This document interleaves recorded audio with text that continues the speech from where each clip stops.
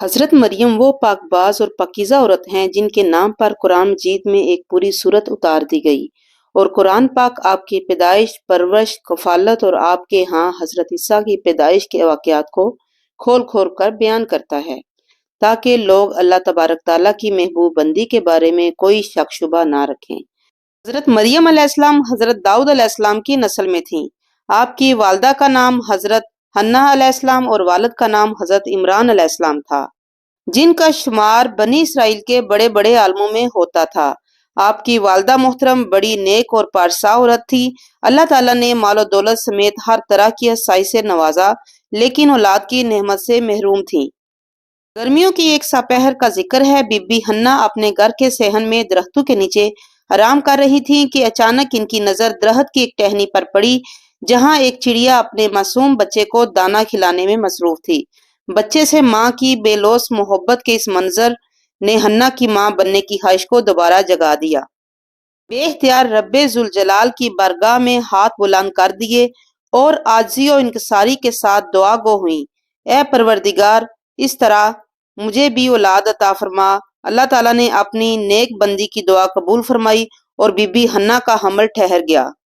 اس خوشخبری کے بعد جب انہوں نے اللہ تعالیٰ سے منت مان لی، جس کا ذکر قرآن کریم میں یوں ہے، جب عمران کی بیوی نے کہا، اے میرے رب، جو کچھ میرے پیٹ میں ہے سب سے آزاد کر کے میں نے تیری نظر کیا، سو تو مجھ سے قبول فرما، بے شک تو ہی سننے والا اور جاننے والا ہے۔ اس وقت کے رواج کے مطابق جو لڑکا بیت المقدس کی خدمت کے لیے وقف کر دیا جاتا، وہ نہ تو شادی کرتا تھا اور نہ ہی دنیاوی مشاغل میں دلچسپی لیتا تھا، صرف عبادت گاہ کی خدمت کرتا اور خود عبادت میں مشغول رہتا تھا۔ حضرت بی بی مریم کی والدہ نے بھی بیٹے کے عطا کرنے کی دعا کی تھی، کیونکہ رواج کے مطابق عبادت گاہ کی خدمت کے لیے تو صرف لڑکوں کو قبول کیا جاتا تھا، لڑکیوں کے لیے یہ اجازت نہیں تھی۔ اور جب لڑکی پیدا ہوئی تو کہنے لگی، قرآن پاک کی سورت آل عمران میں آتا ہے کہ اے میرے رب، میں نے تو لڑکی جنی ہے، اور جو کچھ اس نے جنا ہے اللہ اسے خوب جانتا ہے، اور بیٹا بیٹی کی طرح نہیں ہوتا، اور میں نے اس کا نام مریم رکھا، اور میں اسے اور اس کی اولاد کو شیطان مردود سے بچا کر تیری پناہ میں دیتی ہوں۔ چنانچہ بیٹے کی جگہ جب بیٹی پیدا ہوئی تو ماں کو یہ فکر ہو گئی کہ اس کی نظر قبول نہیں ہوگی، کیونکہ دستور کے مطابق لڑکی نظر کرنے کی ممانعت تھی۔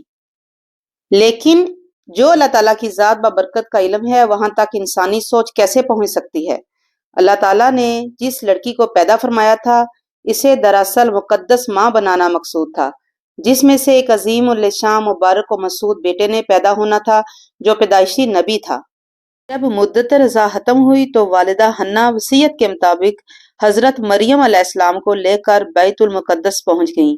یہ وہی مقدس جگہ ہے جہاں کے سب سے بڑے امام مریم علیہ السلام کے والد محترم تھے، لیکن ان کا انتقال ہو چکا تھا، گو کہ اس وقت مسجد کے مکمل انتظامات حضرت زکریا علیہ السلام کے پاس تھے، جو رشتے میں حضرت مریم علیہ السلام کے خالو تھے، لیکن سب سے بڑے امام کی بیٹی ہونے کے ناطے اماموں میں سے ہر ایک کی خواہش یہ تھی کہ اس مقدس امامت کا کفیل اسے بنایا جائے۔ یہاں اب کویسچن یہ پیدا ہوا کہ حضرت مریم علیہ السلام کی کفالت کس کے سپرد کی جائے، حالانکہ حضرت مریم کی کفالت کے زیادہ حقدار آپ کے خالو حضرت زکریا علیہ السلام تھے۔ آخر میں یہ فیصلہ ہوا کہ مجاورین وہ قلم جس سے وہ تورات لکھتے تھے پانی میں چھوڑ دیں، جس کا قلم پانی کے بہاؤ میں بہنے کی بجائے الٹا بہے وہی حضرت مریم علیہ السلام کی کفالت کا حقدار ہوگا۔ اس مقابلے میں حضرت زکریا بھی شامل تھے۔ ان کے قلم کو اللہ تعالیٰ نے پانی میں بہاؤ کے الٹی طرف بہایا اور ان کی پرورش کے حقدار ہو گئے۔ اور پھر اس طرح حضرت مریم علیہ السلام بیت المقدس میں رہائش پذیر ہو گئیں۔ آپ کے لیے ایک کمرہ محسوس کر دیا گیا جہاں حضرت زکریا کے علاوہ اور کوئی نہیں جا سکتا تھا۔ آپ دن رات اللہ تعالیٰ کی عبادت میں مشغول رہتی۔ جب بھی حضرت زکریا آپ کے پاس آتے تو وہ حیران ہوتے، کیونکہ آپ کے پاس بے موسمی پھل موجود ہوتے تھے، گرمیوں کے پھل سردیوں کے موسم میں، اس طرح سردیوں کے پھل گرمیوں کے موسم میں آپ کے حجرے میں موجود ہوتے تھے۔ پھر حیرانگی کے عالم میں حضرت زکریا علیہ السلام حضرت مریم سے پوچھتے ہیں کہ آپ کو یہ پھل کہاں سے آتے ہیں اور یہ پھل آپ کو کون دے کر جاتا ہے؟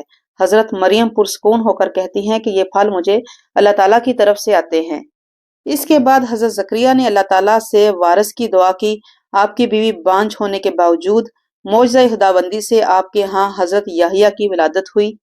بی بی مریم کی عمر جب تقریباً 15 سال ہوئی تو ایک فرشتہ خوبصورت نوجوان کی شکل میں نمودار ہوا، جسے علیحدگی میں دیکھ کر حضرت مریم خوفزدہ ہو گئیں اور اپنی عصمت کی حفاظت کے لیے فکر مند ہو گئیں۔ گو کہ فرشتے کے چہرے پر تقویٰ کے آثار نمایاں تھے، تاہم بی بی نے اپنی عصمت کی حفاظت کے لیے خود کو اللہ کی پناہ میں دے دیا اور اس شخص سے کہا کہ وہ وہاں سے چلا جائے۔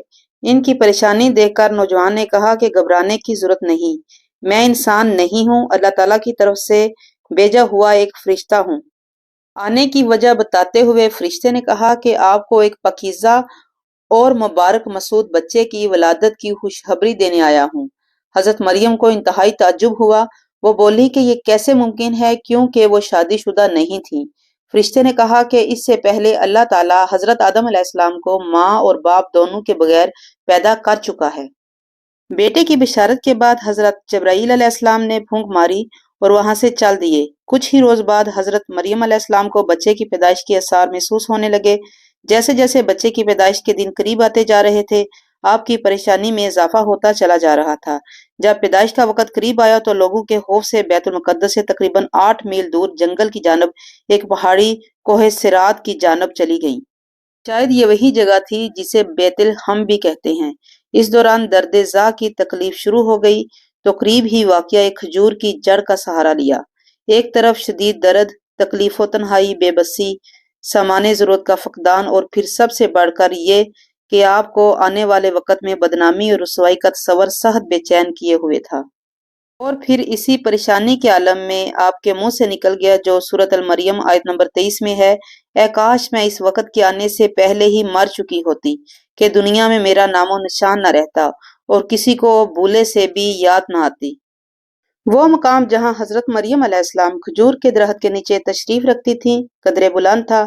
اسی وقت فرشتے کی آواز سنائی دی کہ اے مریم علیہ السلام، غمگین مت ہو، خدا کی قدرت سے ہر قسم کا ظاہری باطنی اطمینان حاصل کرو۔ نیچے کی طرف دیکھو، اللہ تعالیٰ نے تمہارے لیے چشمہ و نہر جاری کر دیے ہیں تاکہ تم پانی پیو اور ذرا سا کھجور کے درخت کو ہلاؤ۔ پکی اور تازہ کھجوریں ٹوٹ کر گریں گی، یہ تمہارے کھانے کے لیے ہیں، انہیں کھاؤ، چشمے کا پانی پیو اور بیٹے کو دیکھ کر آنکھیں ٹھنڈی کرو اور آگے کا غم نہ کرو۔ اللہ تعالیٰ سب مشکلات دور کرنے والا ہے۔ اگر کوئی سوال کرے تو اشارے سے کہہ دینا کہ میں روزے سے ہوں، مزید گفتگو نہیں کر سکتی۔ حضرت جبرائیل کے اس پیغام سے حضرت مریم علیہ السلام کو اطمینان ہو گیا کہ میرا رب مجھے ضرور بدنامی اور رسوائی سے بچا لے گا۔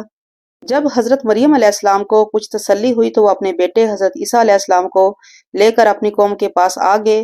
ان کے لوگ آپ کی گود میں بچہ دیکھ کر غضبناک ہوئے اور آپ کو عبادت گزار اور پاکیزہ خاندان کا حوالہ دیتے ہوئے آپ سے بدگمان ہوئے، الزام لگانا شروع کر دیا۔ لوگوں کی نفرت بری نظریں اور طعنہ برے لہجے دیکھ کر آخرکار جب حضرت مریم علیہ السلام کی برداشت ختم ہو گئی اور صبر کے سارے دروازے بند ہو گئے تو توکل صرف رب تعالیٰ پر رہ گئی۔ پھر حضرت مریم نے بچے کی طرف اشارہ کرتے ہوئے کہا کہ اس بچے سے بات کر لو، تمہارے سارے سوال کے جواب یہ بچہ دے گا۔ سرکش لوگوں نے کہا کہ بھلا یہ دودھ پیتا بچہ ہمارے سوالوں کے جواب کیسے دے گا، ہم کیوں کریں اس سے گفتگو۔ حضرت مریم علیہ السلام کو مزید ملامت کرنا شروع کیا تو آپ دودھ پی رہے تھے۔ دودھ چھوڑ کر والدہ کی جانب دیکھا، پھر خاندان کے لوگوں کی جانب متوجہ ہوئے اور فرمانے لگے، انی عبداللہ، یعنی میں اللہ کا بندہ ہوں، اس نے مجھے کتاب دی ہے اور نبی بنایا ہے، اور میں جہاں ہوں مجھے صاحب برکت کیا ہے، اور جب تک زندہ ہوں مجھے نماز اور زکوٰۃ کا پابند بنایا ہے، اور مجھے اپنی والدہ کے ساتھ نیک سلوک کرنے والا بنایا ہے۔ مجھے سرکش اور بدبخت نہیں بنایا، اور جس دن میں پیدا ہوا اور جس دن مروں گا اور جس دن زندہ کر کے اٹھایا جاؤں گا، مجھ پر اللہ کی سلامتی ہے۔ لوگوں نے جب نومولود بچے کے منہ سے یہ الفاظ سنے تو حیرت زدہ ہو گئے اور انہیں یقین ہو گیا کہ بی بی مریم علیہ السلام پاک دامن ہیں اور یہ بچہ اللہ کا برگزیدہ بندہ ہے۔ اس واقعے کے بعد خاندان کے اور بنی اسرائیل کے سمجھدار لوگ ان دونوں کی بے حد عزت کرنے لگے اور انہیں خیر و برکت کا باعث سمجھنے لگے۔